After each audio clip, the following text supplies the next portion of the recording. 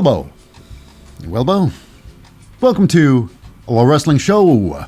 I'm your most fickle host, Lip Hazlewood, and this is a very cynical look back at representing the WWE Universe. It's NXT's very special premium live event, and that is a Battleground. Brought to you by your commentators, your play-by-play guys, your hosts, and I call them the narrators of the show, and they're the team of a two-time Hall of Famer, and a man with champagne wishes and caviar dreams, Shucky Ducky, quack quack. It's a Booker T.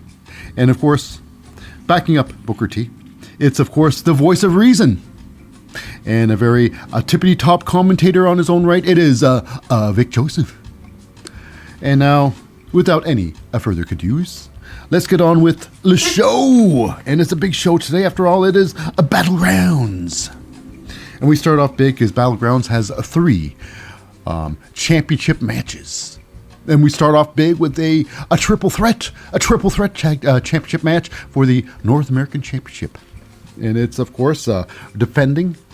It's probably one of the greatest champions of the modern era.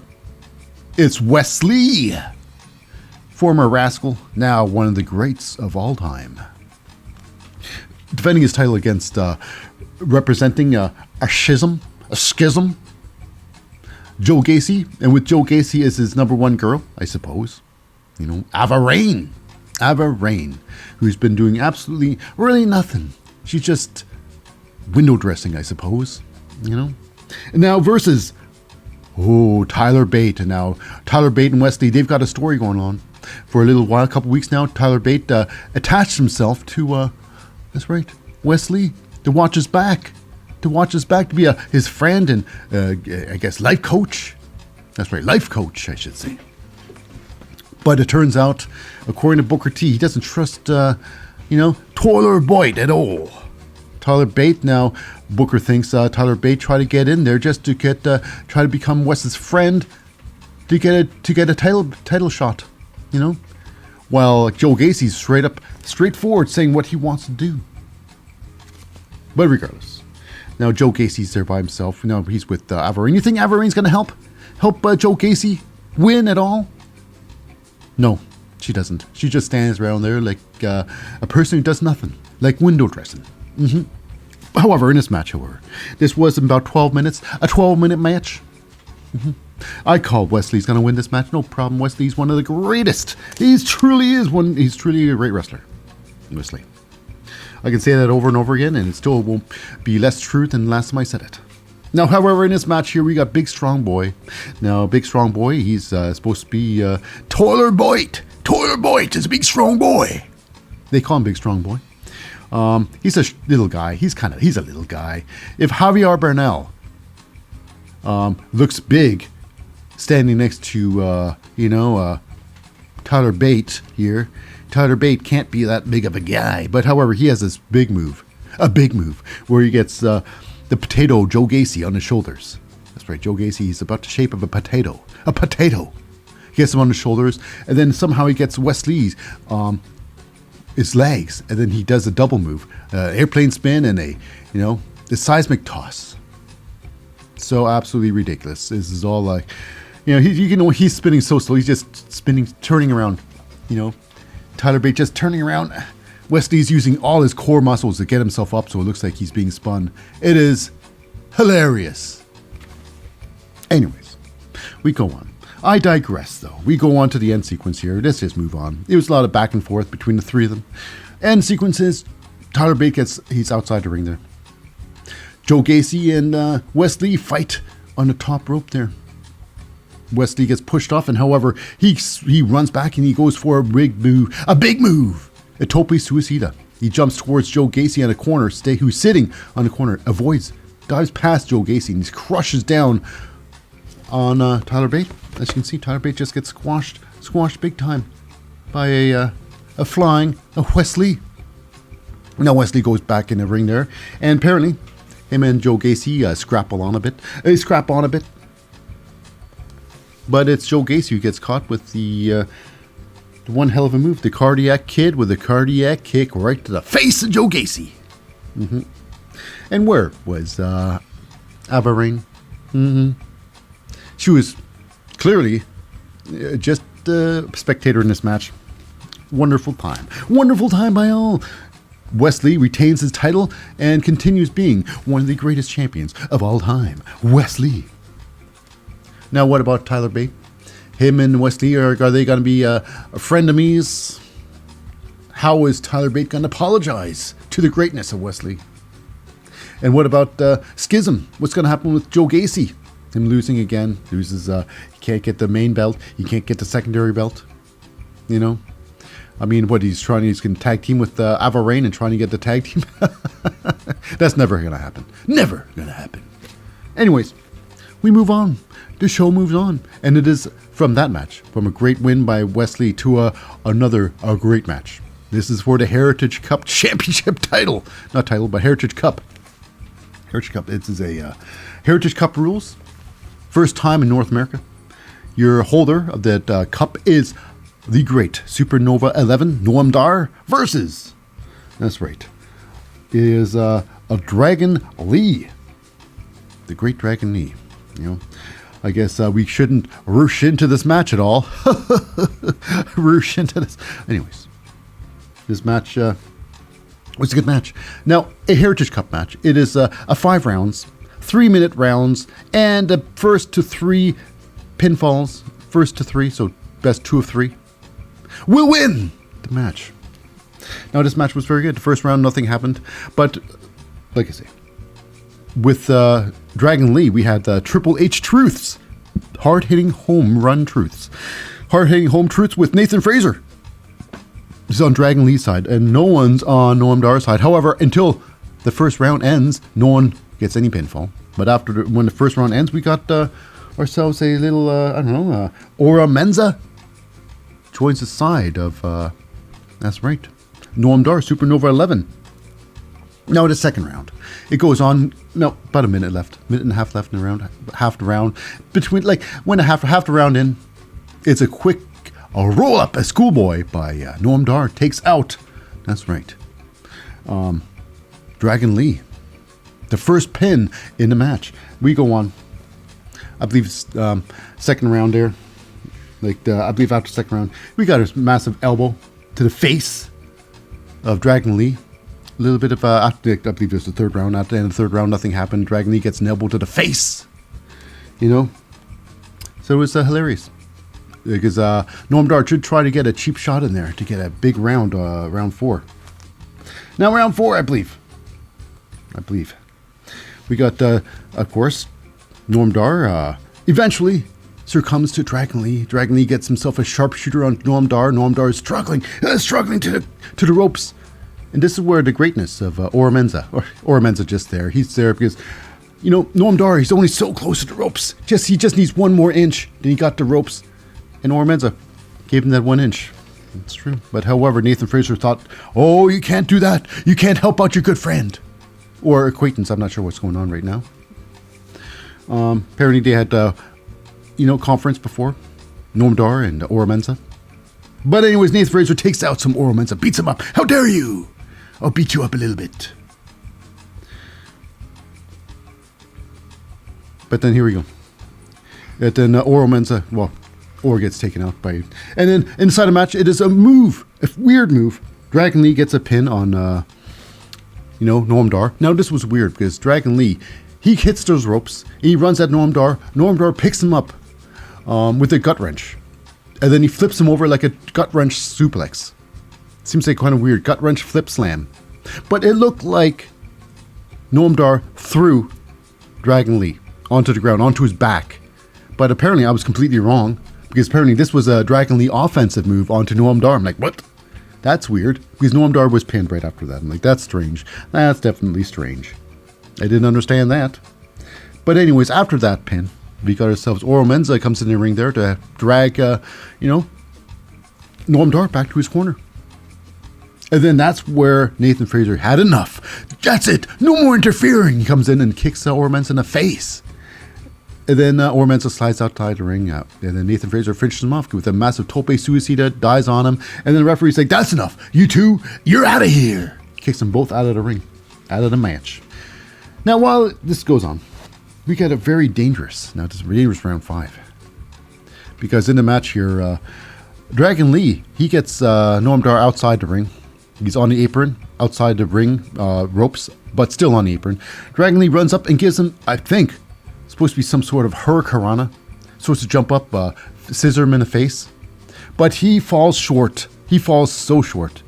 And it's a good thing Dragon Lee knows how to take a bump. Because if he didn't, he would have been dead. Either that or paralyzed for life because he fell down and he took a bump. Well, but he could have easily have landed on his head. It was very dangerous. But the match carries on. Carries on. Noam Dar hits Dragon Lee in the head with his spinning elbow. Back elbow to the head.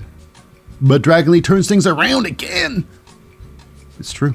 Dragon Lee almost finishes off with one hell of a power bomb. This is a Giovanni Vinci, the wedgie power bomb. As you can see, picking up Noam Dar by his pants, lifting him up, wedging him, clearly wedging him, wedging, and then power bombing him down. However, this is how it ends. We got ourselves. Now I called her.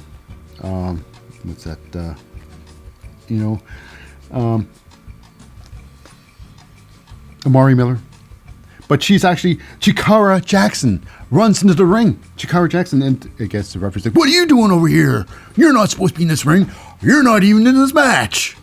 And while she's distracting the referee, behind the referee's back, it is a little bit of the a Lash legend, being a real legend, grabbing the spit bucket and smashing directly on the back of Dragon Lee. Clearly, it was like more than just nothing in that bucket. Must have been full of cement or something, because it knocked Dragon Lee for a loop-de-loop.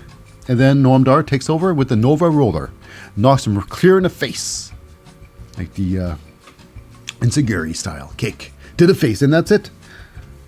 Noam Dar wins and he's got the team together. A team of 4. That's right. So who knows what's going to happen with that.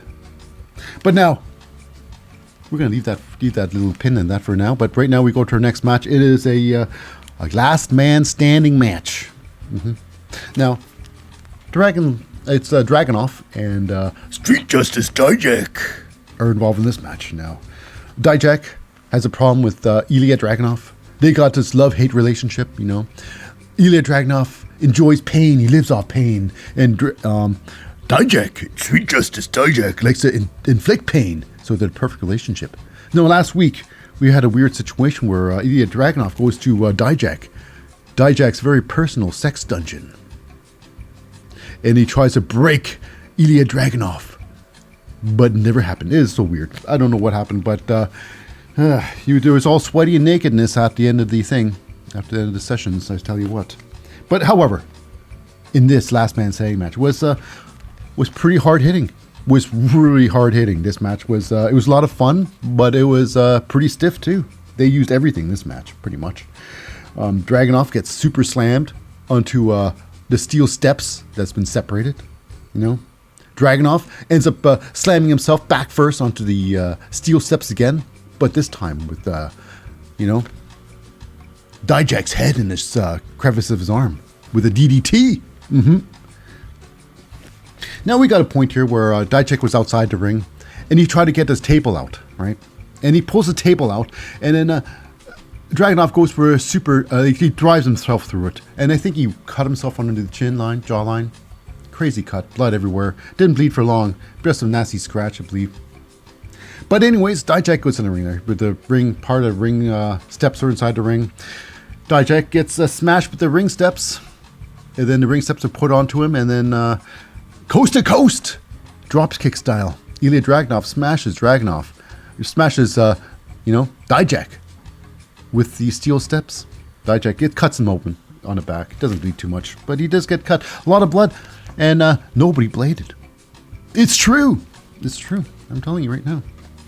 But anyways, it gets strange because Dragunov starts getting a beating of his life with the kendo stick. The kendo stick beating. And then Dijak gets the old steel chair and starts beating him down with a steel chair. And then he turns to do something big with the steel chair. I guess he's going to run up and do some move with the steel chair. But he backs off Dragunov for a little bit. And Dragunov with the Torpedo Moscow. I call it the torpedo stupido for some strange reason because I'm sort of an asshole. So Torpedo Moscow takes out, Dijak. And then he gives him the old Superman punch to the ground, elbow to the face. And later on, he gets the chair. The chair is underneath Dijak's head. He does the old diving striking forearm to the back of the head. And that's it for this. And will it be it for this duo in combat? Dragunov, Dijak, Street Justice Dijak. Or will Dijak want more? Does not want to lose like this. But who knows? I can see Dragunov trying to move on. Now you're behind me now. I am the bizarre one. Anyways, moving on. We go and have some Andre Chase University with Duke Hudson presiding over the new class, and he's got a lot of stuff he's got to do. I'm thinking, what's that? Andre Chase still around? You haven't seen him in a while. Is he injured or is he just gone?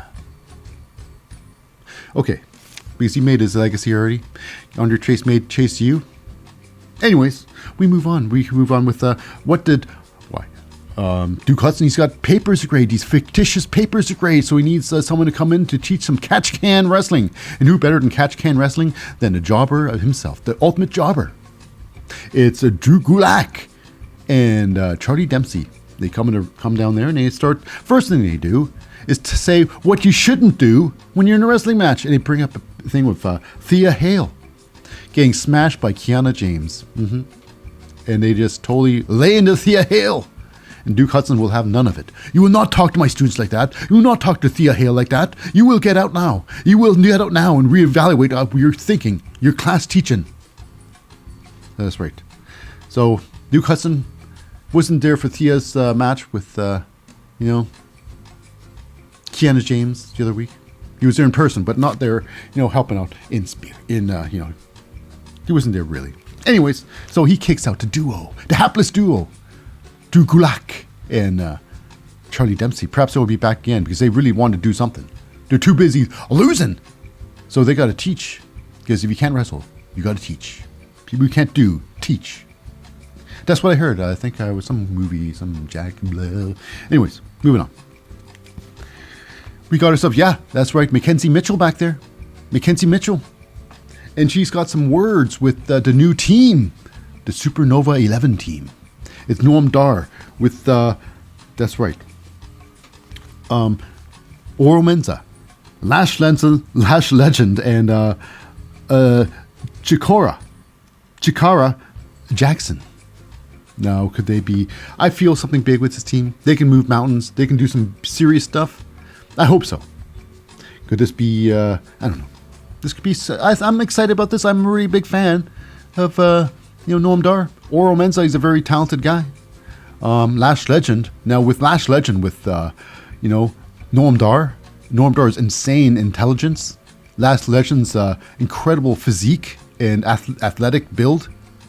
Unstoppable, baby. She can learn a lot. This mentor thing could be a good thing. Could be a great thing, I think. But anyways, moving on. We go to our tag team championship match. It is Team Gallus, the Gallus boys, Marcus Coffey and Wolfgang, along with the Big Mouth himself. The man suffering from little big man syndrome. It is Joe Coffey outside the ring, being like little chihuahua out there, barking like a chihuahua. And fighting, of course, defending their titles against what's left of Diamond Mine. Julius Creed, Brutus Creed, and Ivy Nile, the pit bull of wrestling. How does this match go? This match was about, 9.5 minutes. 9.5 minutes long. This was okay. This is a barn burner. But it was a lot of fun, really. Well, we got to move her. Wolfgang has this, a steamroller. They call it a steamroller, but I don't think there's anything about it as a steamroller. It's basically a senton, like a high cross senton when someone's lying down. It is pretty deadly, and not Elton Prince, Kit Wilson, pretty deadly. 2 tasty snacks is a very deadly move. He squashes Brutai Creed upon Matith with that move. Now, this match, Brutus Creed also has a move. He has the Brutus Ball. Now, it's a dangerous move. It looks dumb when not done right, and it's not done right a lot. But this time he's got two guys out there that's big dudes that can catch a Brutus, a flying Brutus Ball, and they do. So now, in this match here, Joe Gacy sees everything's going on. Joe Coffey. They're both annoying people. I just call them the same thing now. There are two Joes, my two Joes of annoyance. So Joe Coffey gets upset. He says things are not going good for the Gallus boys. He jumps in the ring there. And he starts running. He hits those ropes, and he runs right by, he races right by Brutus Creed. Or Julius Creed, race runs by Julius Creed. He hits those ropes, and then Ivy Nile grabs him by his legs and double leg trip. Joe Coffey falls down like a fool. Like a fool. And then it's Julius Creed giving me a clothesline right over the top rope. Out you go, sucker! Now here's where it gets weird. Ivy Nile's all proud of her work, and she's like, oh, something's gonna happen soon. She knows it. This is such a ridiculous giveaway spot. So she looks back and she sees dashing there, running to the ring, hustling her ass off. Cardio, don't fail me now. It's Averine. And she comes up and she grabs Ivy Nile and pushes her. And Ivy runs to herself head first into the ring post. Just like that. And she knocks herself out cold. Out cold, I tell ya. Now inside the ring, of course, Julius Creed goes, what's going on? Oh, that's terrible. He goes, and then next you know it, Wolfgang and Marcus Coffey, they're just all of a sudden, nothing happened anymore. They're perfectly right as rain. And it's like they're fresh as daisies. Like nothing happened in that entire match. Wolfgang picks up Julius in the, fireman's carry. And then Marcus Coffey with the flying knee, for the flying knee, and it's over. Over! For the Creed brothers and Gallus win that match. It's true. They actually win again. And, they've got to do something about the tag team division in the WWE in general. It is pathetic. It was good for a little bit. The NXT had a pretty solid NXT tag team division. But that was only because it was the UK division holding up the tag team division. I think. Anyways. Moving on to our next match. It is the championship tournament finals. It's the final match in the tournament to determine who will be the new women's champion. Will it be Tiffany Stratton? Will it be Lyra Valkyria? Both looking like $1 million in that ring. Now, last week, however, not last week, a couple of days ago, it was Lyra Valkyria getting beaten with a kendo stick on her leg. Cora Jade. Oh, that horrible Cora Jade attacking her. She blocked her and chopped with the kendo stick. So I guess she's feeling the pain. She's got her leg all wrapped up. All wrapped up. Now this match here, I couldn't believe it. Usually, I think this is the longest women's match I've ever seen on the NXT. The longest one I've ever seen. They usually crap out at 5 minutes. Say, it's long enough. But this one was 15 minutes. This was a barn burner. This was a slobber knocker. Knuckle duster. Now, even though it was, what's that? Lyra Valkyria, Captain Cautious.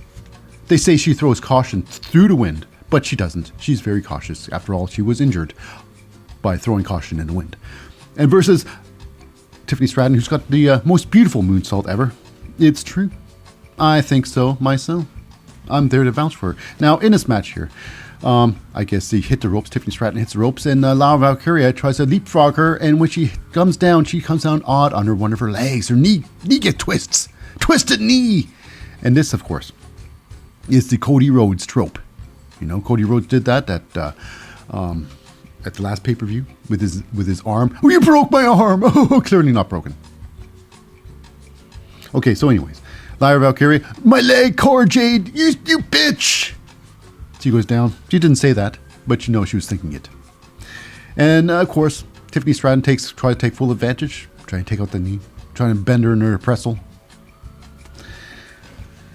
stretch muffler and everything, just trying to rip that knee out of its socket. But we all know it's a fictitious knee injury. If this was true, if she really did twist her knee that bad and she couldn't really stand up. But you know what? Cody Rhodes is around. He tells everybody how to do the trope properly. Then we'll be all right. Anyways, the stretch muffler is applied to Lyra Valkyria after a whole bunch of different bending the leg out of place maneuvers, submission holds after submission holds, and she goes up and she grabs the ropes, frees herself from the submission hold. Now, we do have one big move. Lyra Valkyria does turn things around for a little bit, and she goes off top rope, and she does her flying drop kick. Now, this is drop kicks a lot like Becky Lynch's top rope maneuvers. Becky Lynch loves going to top rope, but she never goes hardcore off the top rope. She just likes going to top rope and going horizontally off the top rope. But at least she's on the top rope. You can just say, whoop, she went to the top rope, but she didn't jump. She just went flying vertically, and this is exactly a Lyra Valkyria drop kick. Instead of a leg drop, she gets top rope. She somehow slides herself forwards, get as little height as possible. Rey Mysterio would be proud of that one, because Rey Mysterio, when he goes on top rope, he does the trust fall down. Timber plop. At least I went to the top rope. That's hardcore. So anyways, enough with the bugging. We move on. Now, it gets a weird move. This gets really... I'm not even sure what happened here. When Tiffany Stratton turned things around, again, because there's a lot of back and forth in this match, Tiffany Stratton turns things around, plants down Lyra Valkyria. And then she does this a springboard move. It's like some sort of like a spinning Vader bomb, maybe. The Raquel Rodriguez move. But she springboards off the ropes, the corner, and then she lands directly on top of her, like just lays on top. It was a weird crushing move. It must have really hurt Lyra Valkyria, because it looked like a mistake. Anyways, we go on to the end sequences. We got Tiffany Stratton going for a double stomp onto Lyra, but however she missed completely. Lyra moved or something, missed her shoulders. Lyra goes for a roll up, doesn't get the roll up.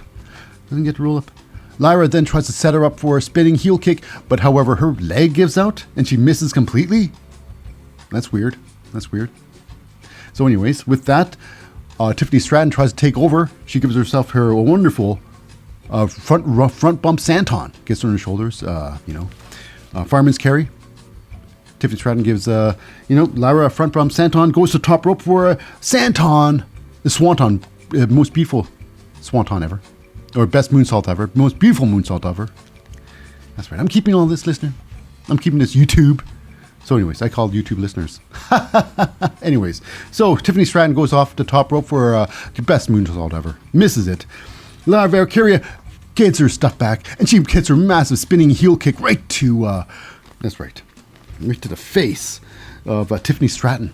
However, Tiffany Stratton kicks out that, and eventually they fight on a little bit more. Tiffany Stratton gets, Lyra back on her shoulders, hits her with the front bump senton, and goes to the top rope with the most beautiful moonsault ever. Whammo, wham bam, thank you, Lyra Valkyria.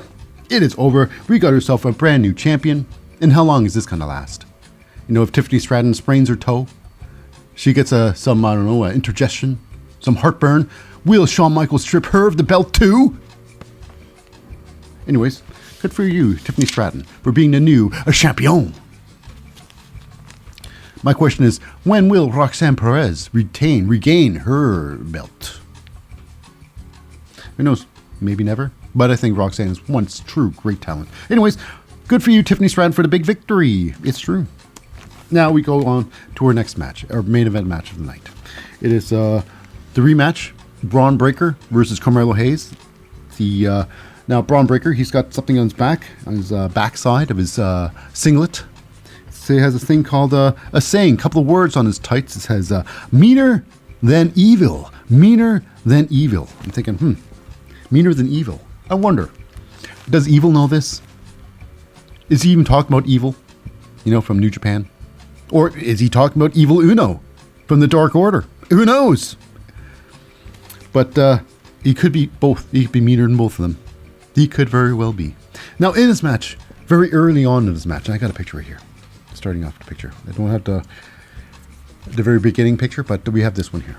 Now, Carmelo Hayes gets Braun Breaker outside the ring. And Carmelo Hayes goes up for one massive tope suicida over the top rope, and this is where it gets crazy. This was the only major tope suicida, and this almost ended Carmelo Hayes' career. That's right. Now, what needed to happen is Carmelo Hayes goes for a massive tope suicida over the top rope, and I think maybe Braun Breaker overestimated how far he can go. So he was too far out. And when Carmelo Hayes came very close to pulling The Undertaker, when The Undertaker jumped off over the top and he almost landed directly on his head, pile driving himself on the head, why Braun Breaker grabbed Carmelo Hayes and pulled him backwards, finishing off the move. Oh, yeah, more meaner than evil. I don't think a mean person would save someone's life in their match. But yeah, Braun Breaker saved Carmelo Hayes' damn life early on in the match. Now this match here was also about 14, almost 15 minutes in length. So if he would land on his head there, it would have been over right there. Would have been over right there. But this was a really good match. A lot of back and forth. Braun Breaker shows how great of a worker he can be. I'm a big fan. Braun Breaker is this true great talent in wrestling. With his Frankensteiner, Hurricanrana, off the top rope, throwing Carmelo Hayes right off of that bad boy. Carmelo Hayes, he has there's a lot of back and forth going on in this match. It was a great match. Really great match. Match of the night. Carmelo Hayes does his springboard move, and he gets caught with his pants down, baby, with a massive spear. A huge spear. Huge, massive spear. And then after that, it gets really strange. Because Carmelo Hayes gets picked up and thrown around. He gets picked up and just like Tahana bombed over and over again. That's what it looks like. Just a bunch of Tahana bombs, like 3 or 4 of them. And that would have ended him, but no. Somehow, he turns things around. It was supposed to be a massive Braun Breaker gets Carmelo Hayes into a power press, a Gorillas press slam. Carmelo gets a roll up on him. And the next, you know what? Carmelo started kicking the hell out of Braun Breaker. Big old kicks to the head, and then finishes off. He hits the ropes, and he hits a massive a springboard DDT. From literally getting his head kicked in to kicking the living hell out of Braun Breaker. It was weird. It was a weird situation there where it turned around like that. But anyways, it was still a good match. After that DDT, Braun Breaker's down for the count. Almost. Because after that, it is nothing but net top rope leg drop. It is over. Now, it is a beautiful looking move, but really, he's really got to stop doing that move. If Hulk Hogan, his standing leg drop, destroyed his spine over the years. Maybe a splash. A splash, you know. Or if he lie down leg drop, you lie. It doesn't matter. Carmelo Hayes with a big old victory over Braun Breaker. So Braun Breaker. What's next for Braun? What's next for Braun? You know, a great match. What, he's going to go for the North American title now? You know, he's going to fight Joe Gacy some more for nothing. Is he going to join the Chase U? Or is he going to go to... I don't know. But all I know is Carmelo Hayes made a statement today. And he is the man. He is him. Him. And now I'm not talking him of the Powerpuff Girls. No. This is a different him. This is Carmelo Hayes as him. So anyways, that wraps it up for the massive event today. Battleground. And it's all wrapped up. But anyways... well, that wraps up the Battleground. I'm just mumbling through this. I'll just mumble through this one here. But still, there's a massive podcast. Make sure you check out The Wrestling Show. We have all the WWE action, SmackDown, Raw, and NXT. And it's a podcast dropping every Saturday. So be sure to check out The Wrestling Show podcast. And with that said, thank you for this bonus episode. You're welcome. Okay, see you on the podcast.